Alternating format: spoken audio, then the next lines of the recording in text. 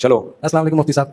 मुफ्ती साहब मेरा नाम हमजा है, मैं खास तौर पर लाहौर से आया हूँ आपसे मिलने के लिए। आपके मैं 2015 से बयान सुन रहा हूँ। अच्छा। तो अल्लाह ताला की तौफीक से और आपके बयानों की वजह से ही मैंने माशाल्लाह दाढ़ी रखी है। वाह वाह बस वाह। जब मुझे कोई कहता है ना आपका बयान सुन के दाढ़ी रखी है, मजा आ जाता है, क्योंकि दाढ़ी रखना नौजवान के लिए बहुत मुश्किल है।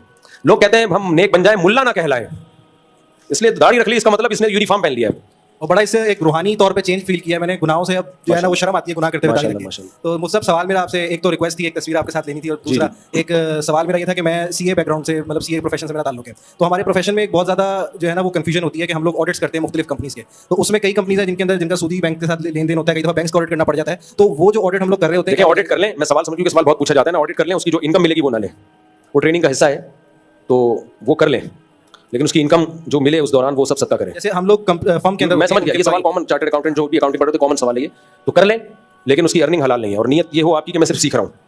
और मुझसे एक छोटा सवाल और था। अभी माशाल्लाह मेरे एक बेटे की विलादत हुई है, तो 2 बच्चे हो गए मेरे अल्हम्दुलिल्लाह। अब जो मेरी मिसेज है वो ये कहती हैं कि अभी ये 2 पहले बड़े हो जाएं, उसके बाद हम तीसरे का सोचेंगे, क्योंकि संभालना बहुत मुश्किल है। देखो 2 बच्चे हो गए, उसके बाद हम तीसरे का सोचेंगे, पहले बड़े हो जाएंगे, ये सोच तो गलत है। हाँ ये जरूर होता है कि 2 बच्चे हो जाएं तो औरत के लिए फौरन ही तीसरा आ जाए, तो उन तीनों को संभालना मुश्किल होता है। तो इस बेस पे कोई थोड़ा सा वक्फा दे दे तो कोई हर्ज नहीं है इसमें, 2-3 साल का। लेकिन ये भी एक फजूल हरकत इसलिए है कि ये वक्फा फितरत खुद देती है, यानी अल्लाह का निज़ाम है ना, और अल्लाह को भी तो पता है कि एकदम से इतने नहीं संभाले जाएंगे। तो ऐसा नहीं होता कि आप चाहें कि हर साल बच्चा पैदा हो जाए तो हो भी जाएगा, ऐसा प्रैक्टिकली होता नहीं है। फितरत ने खुद वक्फे के लिए इंतजाम किए हुए हैं।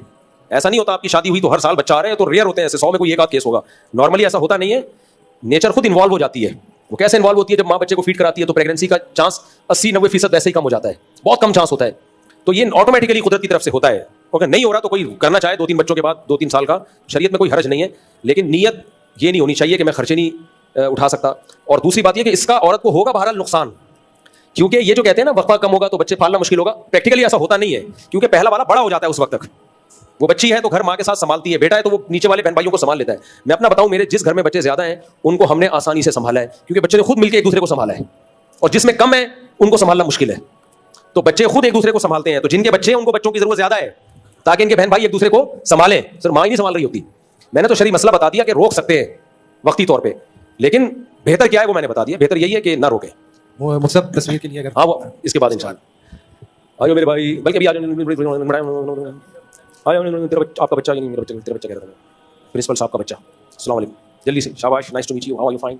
दबा दे, उधर देखो, उधर देखो, शाबाश। आयो लाहौर वाले, लाहौर स्टेशन, वालेकुम सलाम, लस्सी, सज्जी के पाए, खज्जी के पाए।